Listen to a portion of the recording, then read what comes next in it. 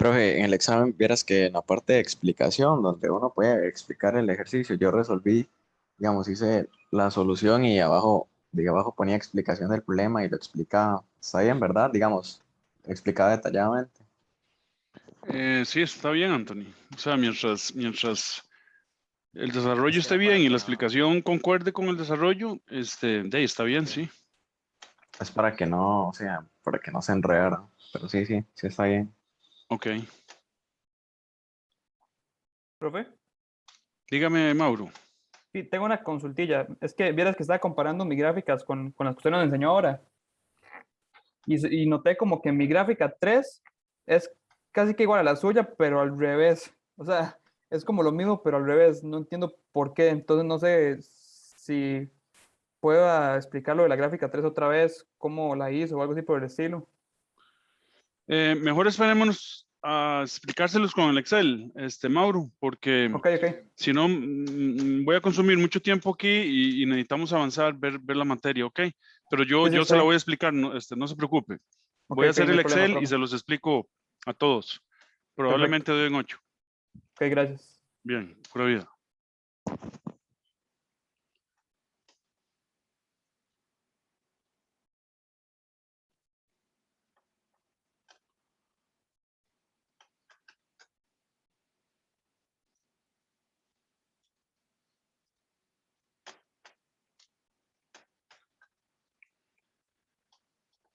Bueno, entonces arranquemos porque necesitamos ver bastante materia hoy. Necesitamos avanzar bien. Ok, entonces vamos a iniciar en un tema que se llama termodinámica.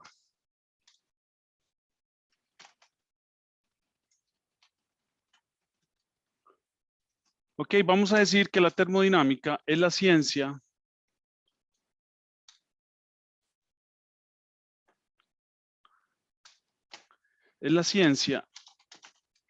del calor, de la energía, del trabajo y del movimiento en general. Entonces, igual que como hemos venido haciendo, ahora lo que vamos a hacer es desarrollar un modelo físico-matemático, ¿verdad? Físico que nos pronostique, que nos diga cómo se va a comportar el sistema físico usando el lenguaje matemático. ¿Ok? Entonces, por eso se dice es un modelo físico-matemático.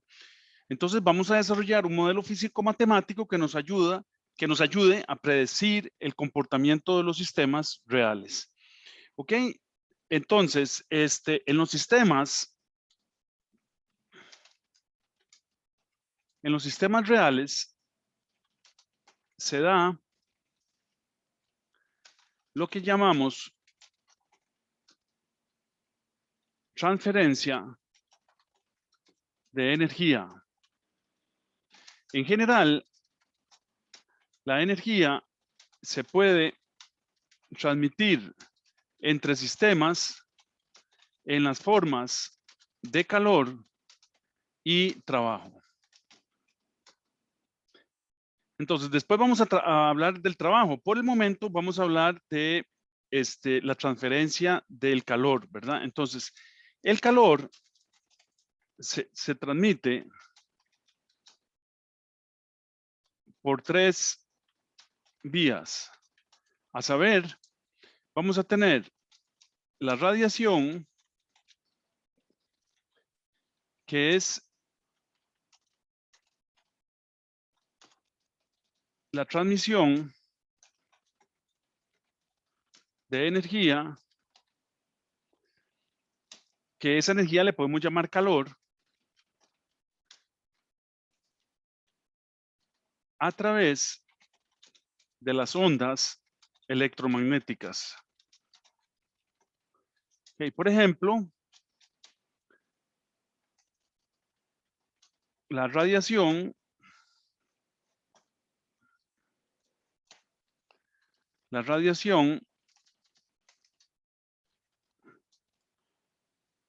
que nos llega desde el sol, ¿verdad? Otro ejemplo la radiación en los hornos de microondas.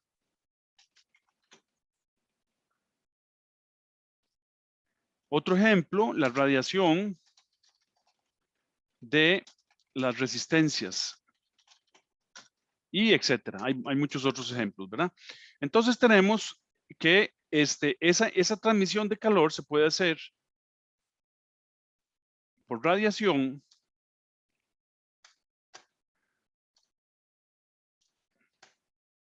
se puede hacer por conducción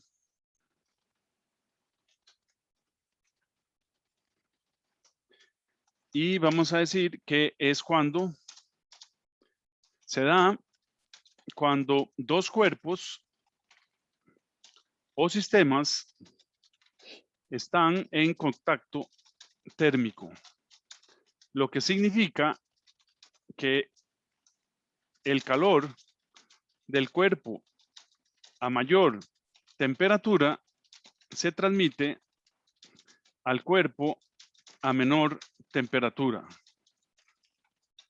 En realidad, la transmisión de calor significa que se transmite momentum de un cuerpo a otro, del de mayor temperatura al de menor temperatura. Por ejemplo, poner una olla sobre una resistencia de la cocina eléctrica.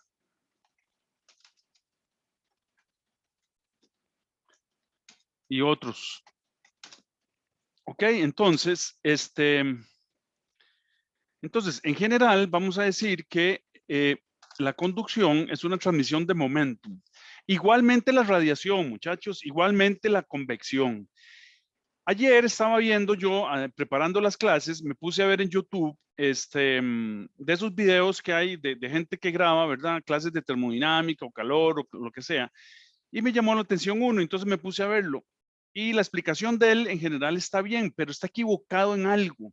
Él dice que la transmisión de calor es la transmisión de partículas que están a un estado energético mayor, o sea, a una temperatura menor, a otro sistema que está a una temperatura menor. Y eso no es cierto, muchachos.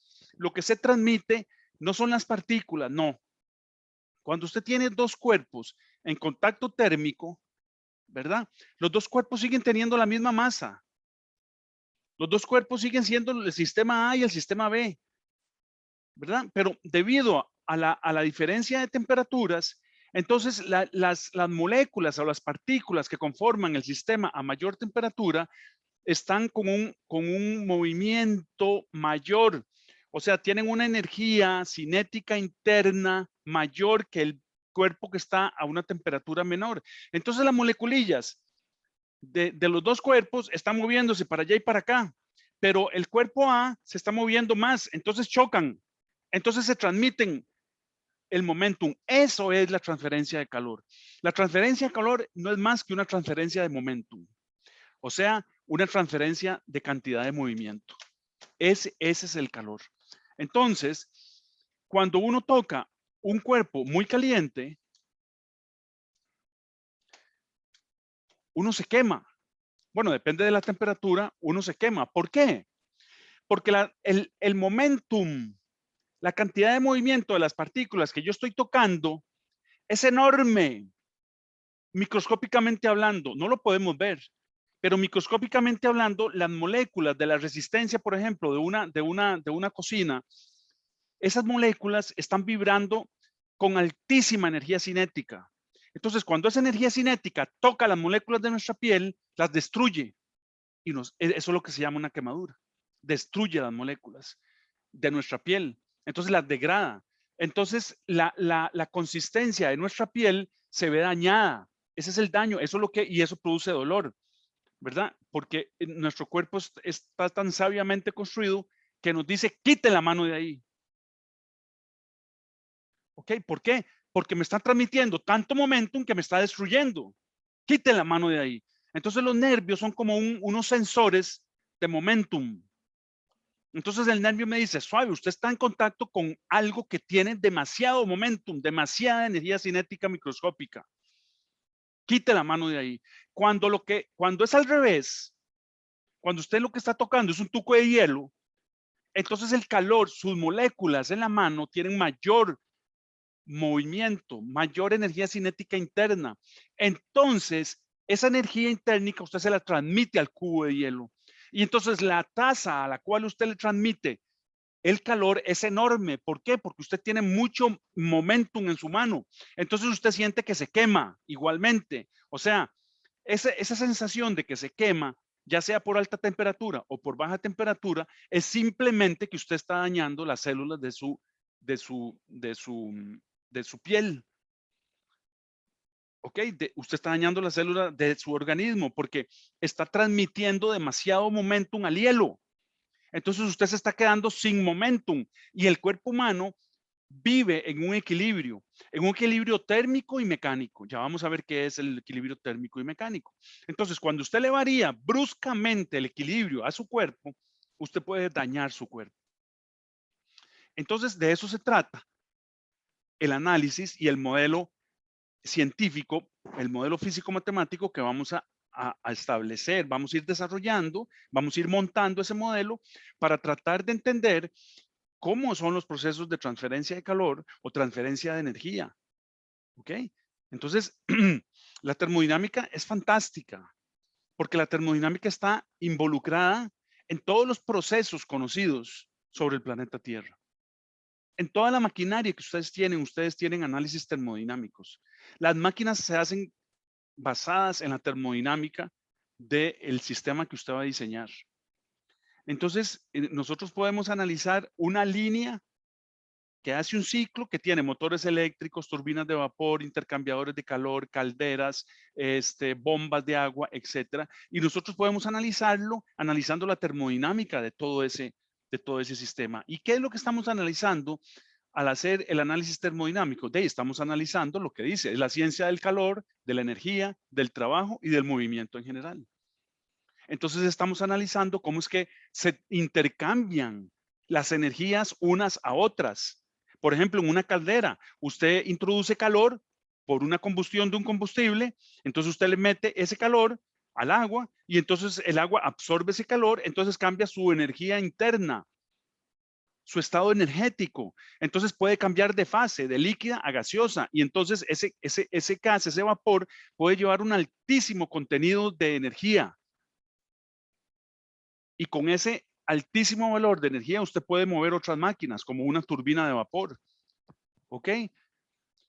Y entonces usted con esa turbina moviéndose, usted puede pegarla a un generador eléctrico y entonces usted produce electricidad. Entonces usted transformó la energía cinética del vapor, la transformó en energía mecánica rotacional en el eje y a través del eje la transportó usted hasta el generador y el generador al girar y al cambiar los campos magnéticos dentro de los embobinados produjo energía eléctrica gracias a la ley de Lenz, etcétera. Y entonces usted produce y transformó la energía mecánica en el eje en energía eléctrica. Ok, entonces ven, es la termodinámica, lo analizamos todo a través de la termodinámica. Ok, bueno. Y la tercera forma de radiación del calor, de la transmisión del calor, es por convección.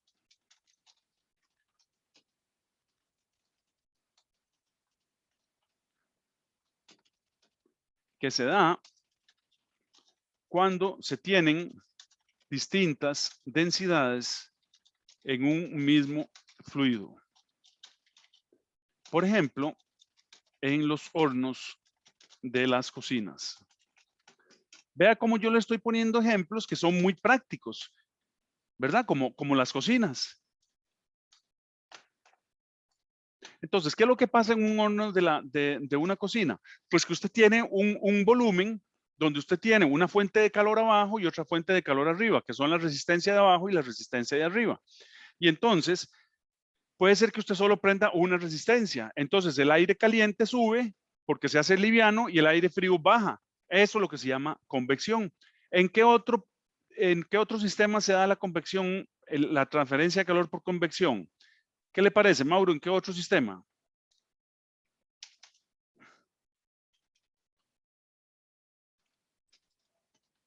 ¿Dónde más? Es un sistema que es evidente que se da la transferencia de calor por convección.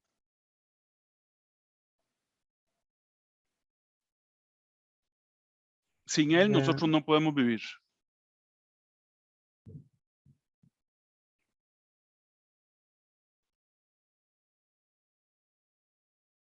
No recuerdo ahora, no se me ocurre nada, profe.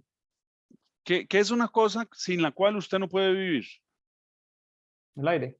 Es correcto, muy bien, Mauro, Ujú. ¿verdad? En la atmósfera, No, pero ¿ok? Entonces ustedes tienen que, en general, la Tierra, las partes terrestres se calientan más rápidos que el océano. Entonces el aire en la Tierra, en el continente, se eleva para arriba porque el aire al calentarse disminuye la densidad, entonces pesa menos, entonces se va para arriba y el aire que está arriba baja. Entonces se producen las corrientes de aire del océano hacia la Tierra, del océano hacia la Tierra. ¿Han pasado ustedes ahí por Caldera? ¿Han visto el montón de banderas que hay? Bueno, deben conocerlo porque ustedes viven por ahí, ¿verdad? Jafet. Sí, sí, he visto que hay mucho viento hacia digamos, hacia la tierra, ¿verdad? Exactamente, exactamente, hacia la Tierra, ¿verdad? Luis Esteban, ¿usted las ha visto, las banderas? En general, las banderas están ¿hacia dónde? Yo no los he visto, profe, pero sí he visto que sí hay mucho viento ahí. Sí, ok.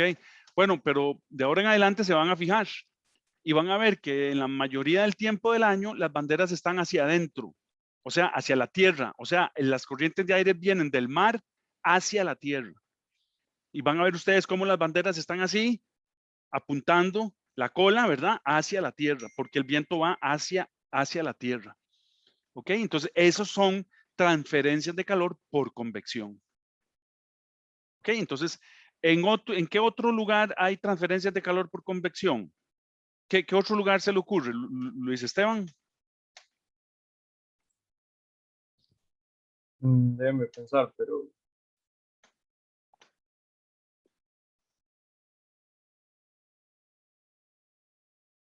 Y los aires acondicionados no serían, pero en miniatura, digamos, básicamente. Bueno, sí, los aires acondicionados en el cuarto en el que están variándole la temperatura. En efecto, el aire frío entra, baja y el aire caliente sube, lo succiona y lo saca y en esas está. Está bien. Entonces podemos poner los cuartos con aire acondicionado. ¿Cuál otro? ¿Cuál otro sistema en el planeta Tierra?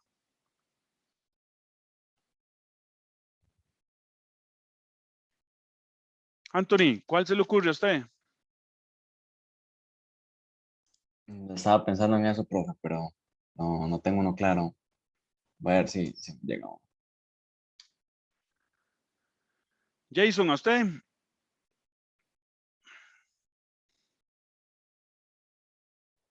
La verdad, no sé, profe, estoy pensando todavía.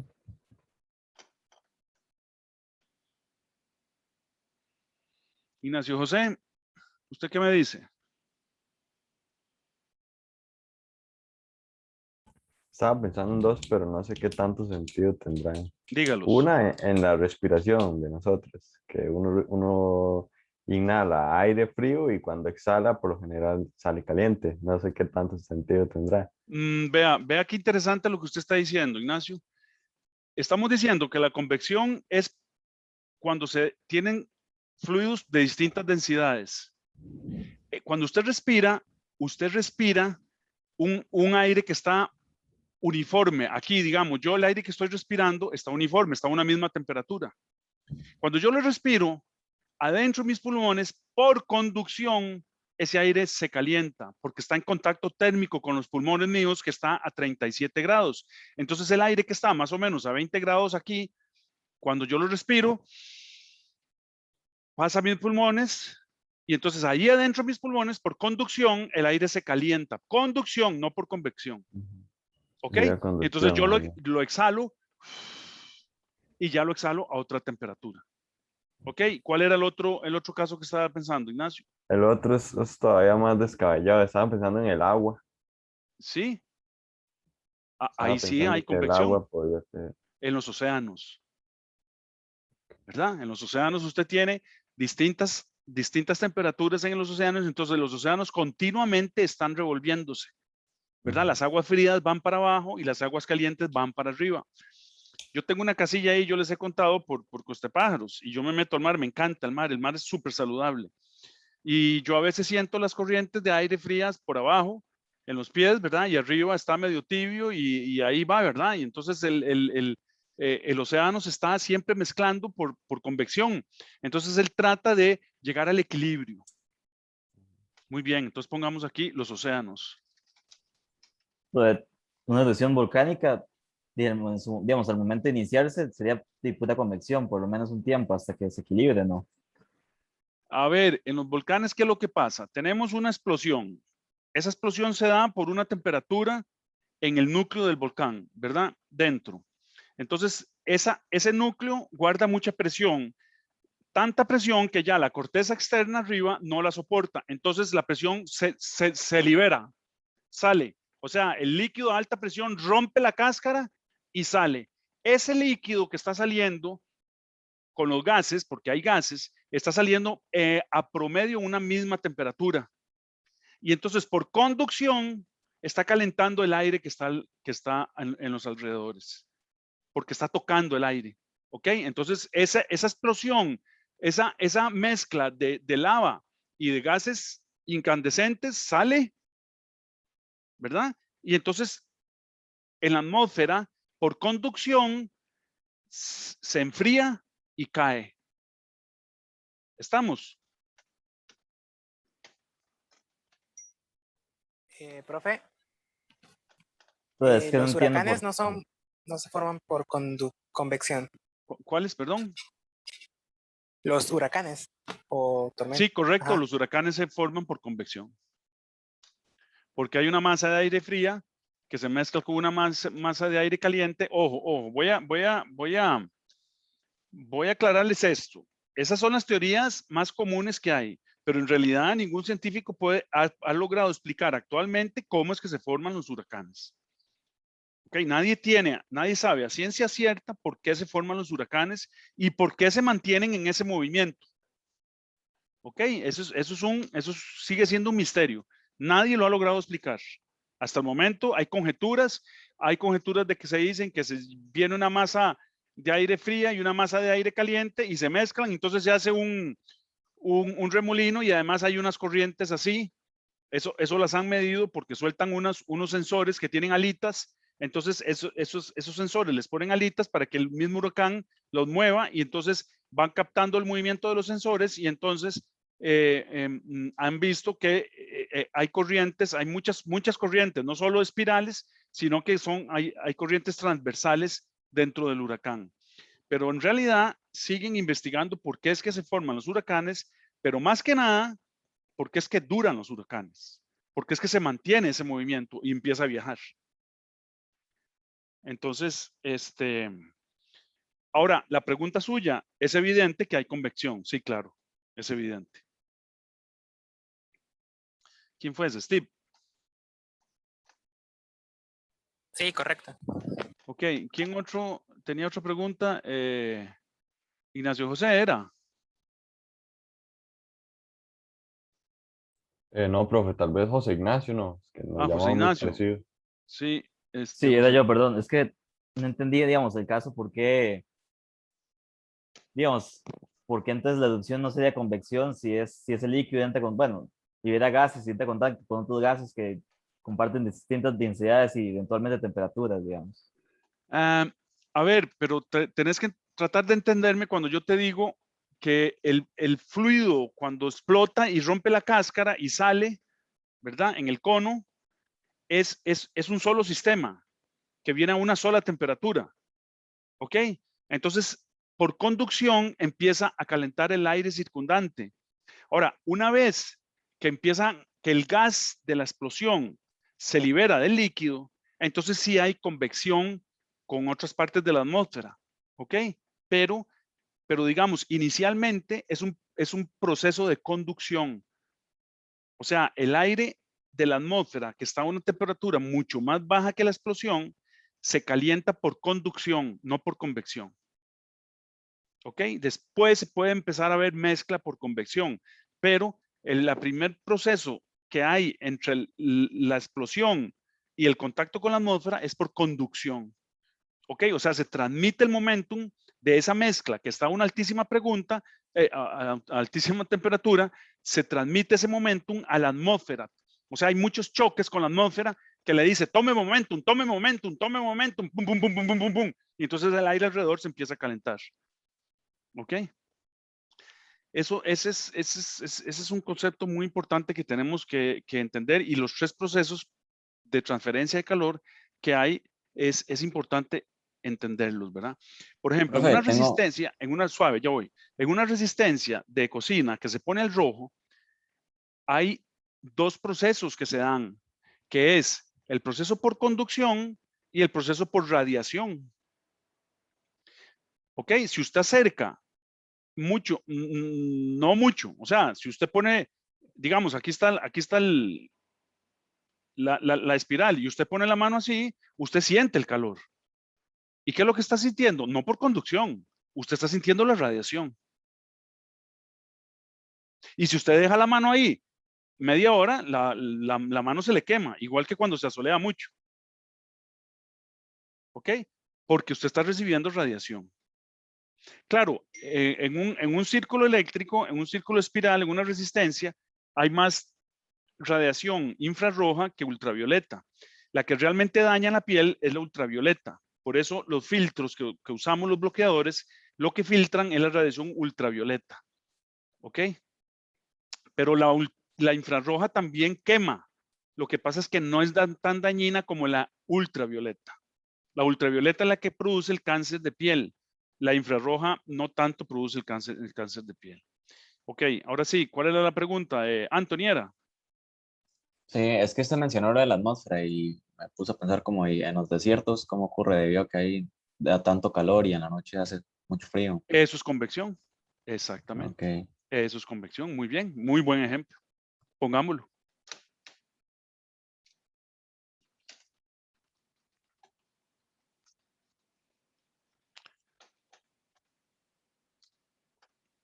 Ok. Entonces, vamos a decir, todas estas maneras de transferencia de calor implican una variación en una propiedad de los sistemas a la que llamamos temperatura del sistema o cuerpo. ¿Ok? Entonces, mientras los sistemas estén recibiendo calor o dando calor, no existirá equilibrio térmico, ya que el calor usualmente produce una elevación de la temperatura.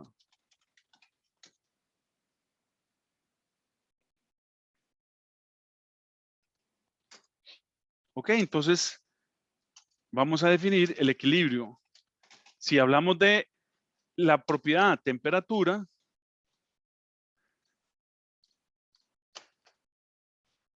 y hablamos de equilibrio térmico, entonces vamos a definirlo. Entonces ponemos equilibrio térmico.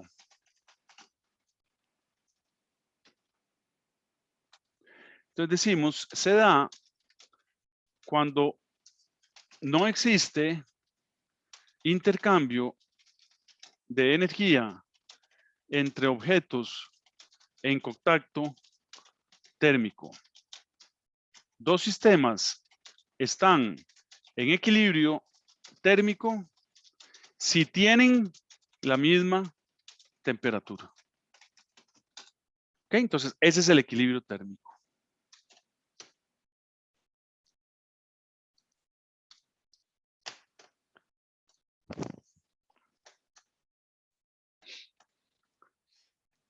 En realidad, hablando bien precisamente y muy minuciosamente, cuando ustedes tienen dos cuerpos en contacto térmico, digamos, que ustedes tienen dos bloques, ¿verdad? Uno, aquí está un bloque a una cierta temperatura y otro bloque, ¿verdad? Que lo vamos a poner en verde. Entonces, ustedes tienen el bloque A.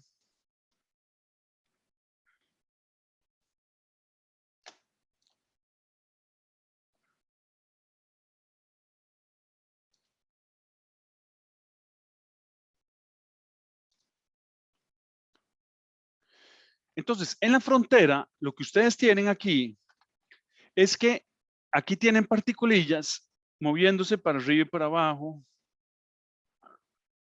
para el lado y para el otro lado, para todos lados. Y aquí también.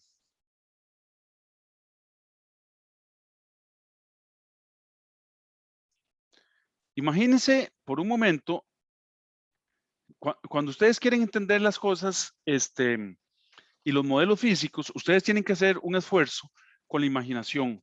Entonces, ¿qué es lo que pasa en la frontera?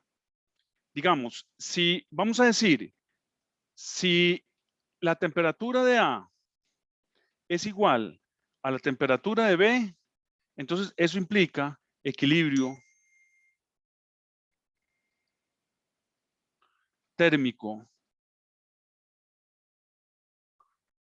entre A y B. Ok, entonces en realidad, ¿qué quiere decir que la temperatura de A y la temperatura de B? Las propiedades, presión, temperatura y volumen específico son propiedades macro. Nosotros no estamos midiendo las propiedades micro. Si ustedes tuvieran un medidor, entonces lo que aquí está pasando cuando la temperatura de A es igual a la temperatura de B es que ustedes tienen un diferencial de momentum de las partículas de A pasando a B, al cuerpo B. Y a la vez tienen un diferencial de momentum de las partículas B pasando al cuerpo A. Eso es lo que significa el equilibrio térmico, muchachos. En realidad, ustedes ya cuando tienen, la temperatura está en 20 grados en A y en B. Entonces ustedes lo que tienen es que un diferencial de momentum pasó a B. Entonces se incrementó en un diferencial la temperatura, pero inmediatamente un diferencial de momentum de B pasó a A. Entonces la temperatura disminuyó en un diferencial de T. Ven, ese es el equilibrio térmico que ustedes tienen. Entonces, en realidad, lo que ustedes tienen son las dos particulillas vibrando así, ¿verdad? Entonces, ustedes los ponen en contacto. Entonces, este le da un diferencial de momentum al otro, el otro le da un diferencial de momentum al otro, el otro le da un diferencial de momentum al otro, etcétera. Y entonces, en eso está. Entonces, eso es lo que significa equilibrio. Que el mismo momentum que está pasando de A a B es el mismo que está pasando de B a A. Eso es lo que significa equilibrio. Ok, no es que las partículas dejan de vibrar, no, no es cierto.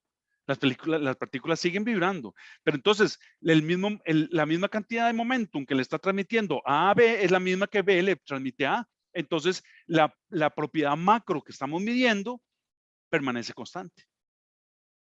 Pero internamente, si nos metemos ahí, si fuéramos a hacer un viaje al interior de los sistemas y lográramos hacer una nave espacial y nos metemos ahí abajo, observaríamos que las particulillas están vibrando, todas así, ¿verdad? Y entonces, si lo pasáramos en cámara lenta, veríamos que este le está pasando un momentum a este y este le está pasando un momentum a este.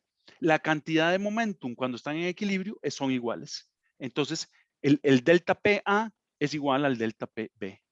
Y entonces en eso están. Entonces, ahí no es que dejaron de moverse, siguen moviéndose y siguen transmitiendo ese momentum. Pero entonces cuando ya están en equilibrio, la cantidad de momentum que una se pasa a la otra es igual. ¿Ok? Entonces podemos decir que el equilibrio térmico implica que la cantidad, el diferencial de momentum de A es igual al diferencial de momentum de B. ¿Ok? Entonces, tengan en cuenta eso, es muy importante.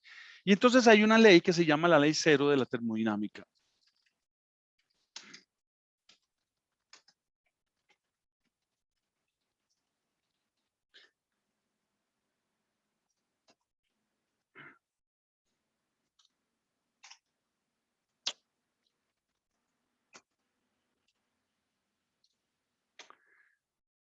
Que dice que si dos objetos A y B están en equilibrio térmico con un tercer objeto C, o sea, no se observan cambios en temperatura, entonces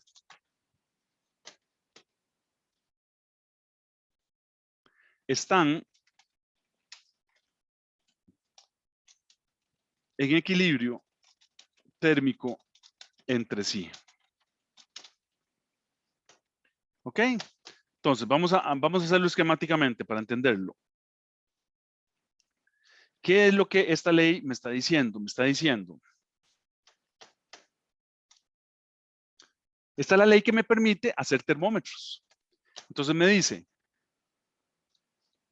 si tengo dos objetos, tengo un objeto A,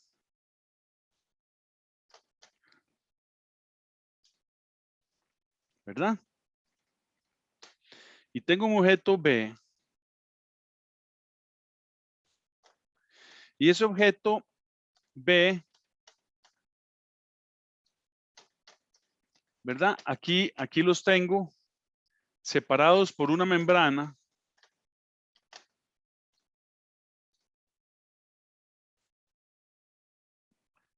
aislante.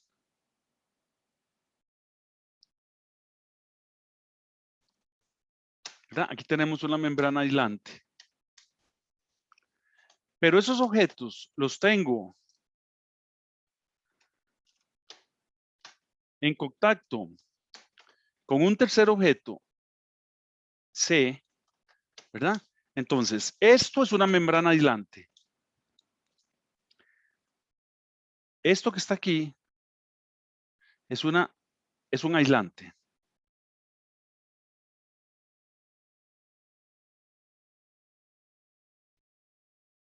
Tengo un aislante térmico.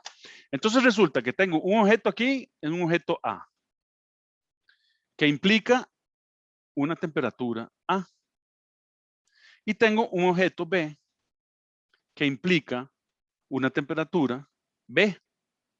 Y aquí tengo un objeto C, que implica que está a una temperatura C. Entonces, ¿qué es lo que me dice la ley de la termodinámica? La ley de la termodinámica me dice que si la temperatura de A es igual a la temperatura de C y la temperatura de B es igual a la temperatura de C, ¿verdad? Porque ellos sí están en contacto térmico. O sea, aquí ellos sí están intercambiando calor en la frontera, ¿verdad? Entre ellos no, pero a través a través de A y C sí hay intercambio de calor, ¿verdad? Aquí hay intercambio de calor. Y aquí hay intercambio de calor. ¿Ok? Entonces, si llego a un punto en que me dice que la temperatura de A, ¿verdad? Los estoy midiendo, es igual a la temperatura de C y la temperatura de C es igual a la temperatura de B, entonces implica, ¿qué implica? ¿Qué es la lógica? Que la temperatura de A es igual a la temperatura de B. Y entonces podemos hacer termómetros, porque el termómetro mide su propia temperatura, porque el termómetro es un sistema en sí, ¿verdad? Pero entonces, si yo puedo llegar a la conclusión de que con ese termómetro mido A y mido B y me da la misma escala, entonces quiere decir que A y que B tienen la misma temperatura que el termómetro C. Entonces puedo hacer termómetros. ¿Ok? Entonces ponemos la nota.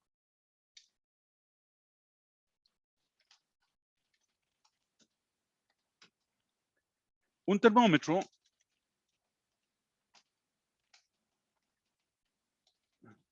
mide su propia temperatura, pero cuando está en equilibrio térmico con otro cuerpo, entonces las temperaturas son iguales y se puede medir la temperatura de otros cuerpos. Esa es la ventaja de la ley cero de la termodinámica. Temperatura.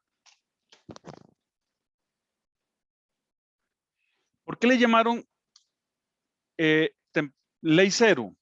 Bueno, porque resulta que, ¿verdad? Como son las cosas de la vida, primero se descubrió la primera ley de la termodinámica, después se descubrió la segunda ley de la termodinámica y por último se descubrió la tercera ley de la termodinámica.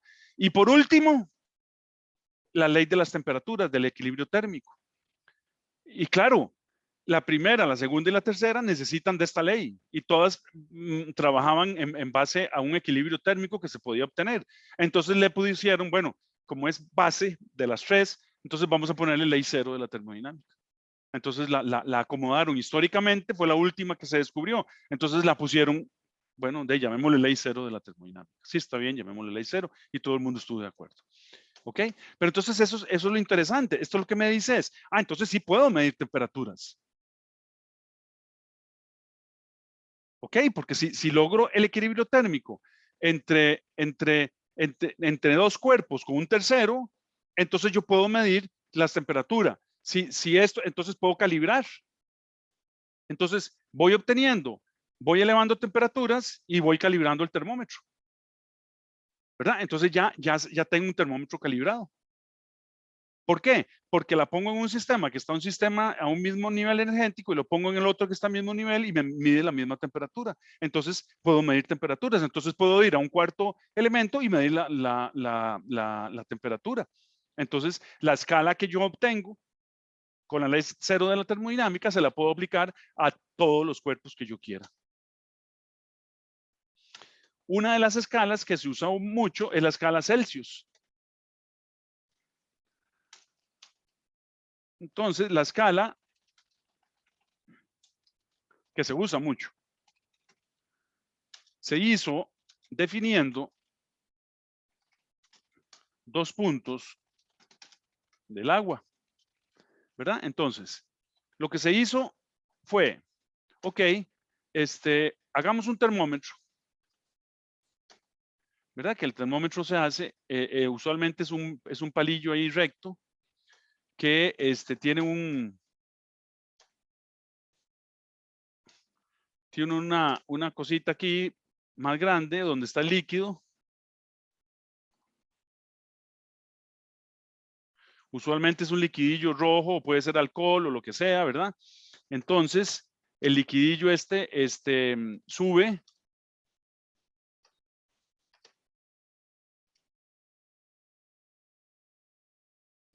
y marca la temperatura.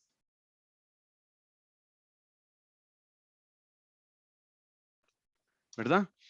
Entonces aquí tenemos el liquidillo rojo ese, el bulbo se llama. Entonces aquí tenemos el bulbo lleno de líquido rojo o alcohol o puede ser cualquier otro líquido ahí, ¿verdad? Y entonces aquí esto está lleno de líquido rojo. Entonces se mete en el recipiente que vamos a medir. Y entonces lo que hicieron fue, bueno, en este recipiente primero vamos a meter agua con hielo. Entonces aquí vamos a tener hielo.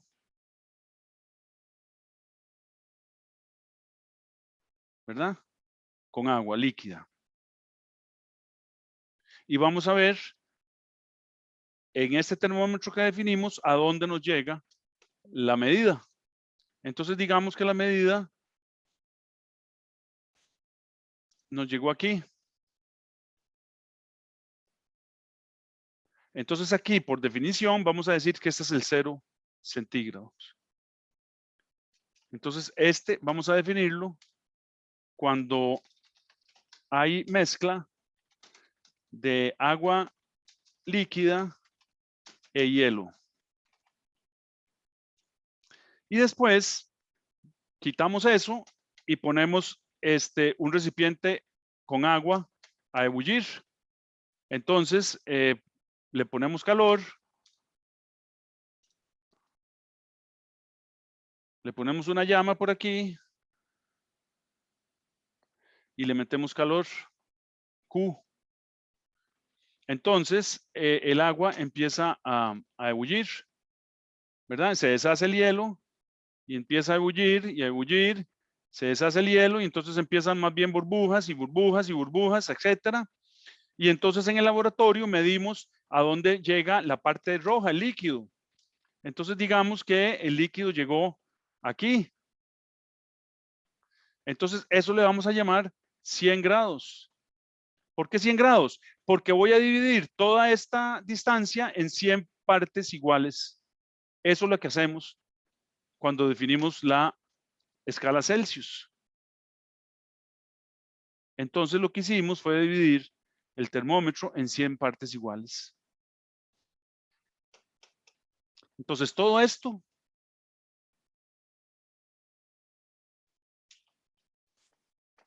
se divide en 100 segmentos iguales. Y entonces aquí se le llama cuando hay mezcla de líquido y vapor a presión atmosférica. O sea, a 101.625 pascales. Y entonces así se definió la ley, la escala Celsius.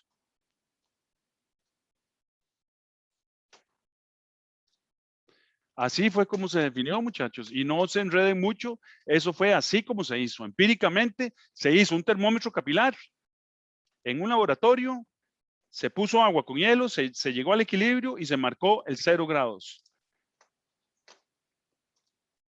Entonces dijeron, ok, a esta la vamos a llamar 0 grados. Ok, esta es la temperatura 0 grados. Después pongámoslo a hervir y cuando esté mezcla de vapor y de líquido, la vamos a llamar 100 grados. Así de fácil fue. Y de arbitrario. ¿Ok? Porque es totalmente arbitrario. La escala de temperaturas Celsius es totalmente arbitraria.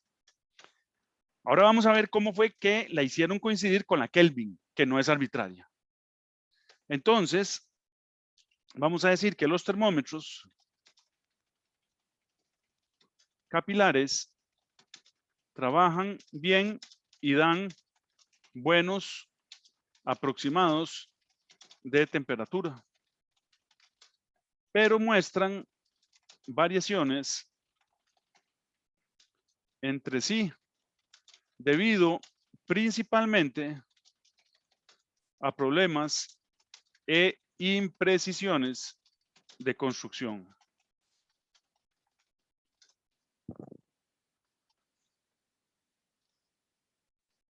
O sea, es muy difícil construir dos capilares exactamente iguales en diámetro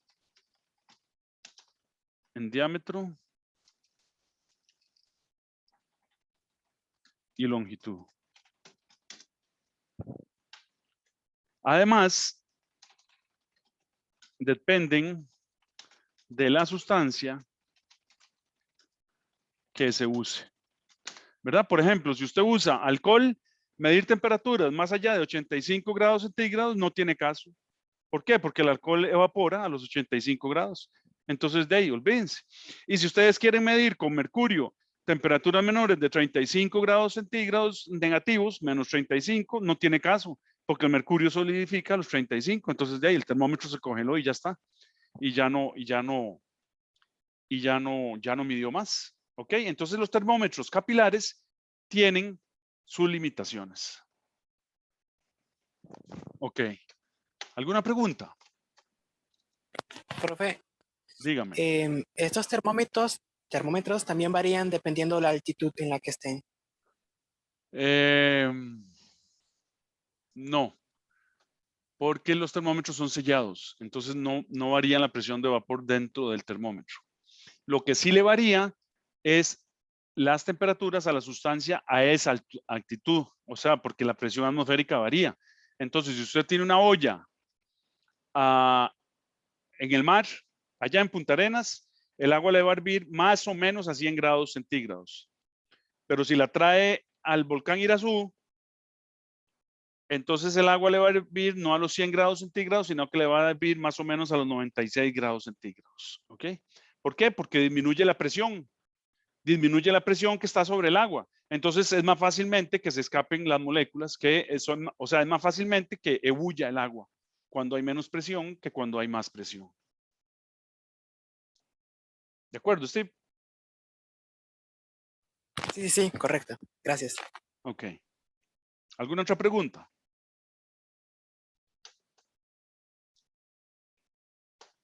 Luis Esteban. Pero estaba pensando yo que cómo funcionan los termómetros estos que son inalámbricos, se puede decir. O sea, Ok. que son láser, los nuevos. Ajá, sí, ahora que están de moda con COVID, que todo el mundo le mide la temperatura a uno con eso. Bueno, esos Correcto, sí. termómetros lo que son es un sensor infrarrojo. Espérese, yo por aquí tengo uno, porque todo el mundo caemos en toda esa majadería de estar midiendo temperaturas. Bueno, por algún lado está, ahorita lo encuentro. Quite. Es que aquí mi perrita quiere estar en clases, quiere aprender mucho también.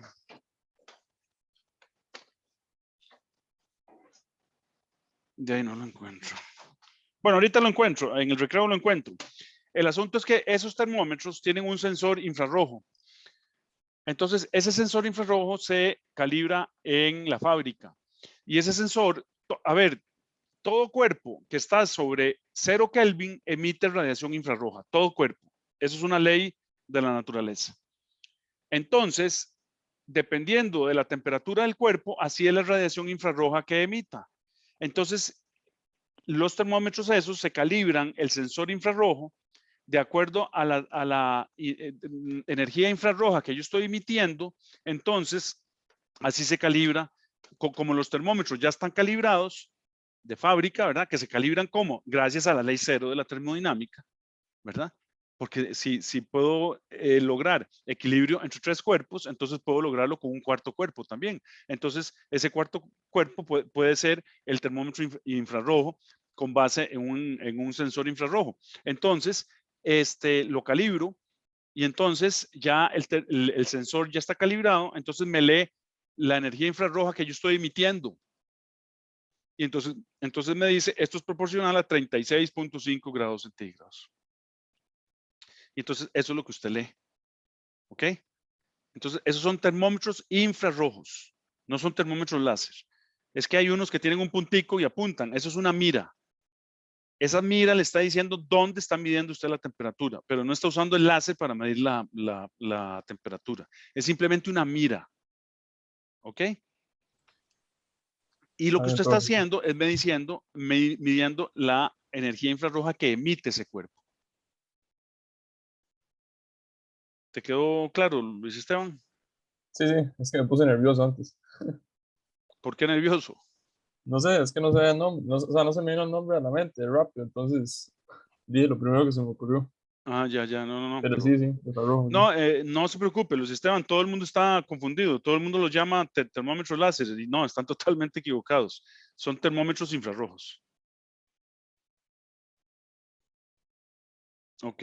¿Alguna otra pregunta?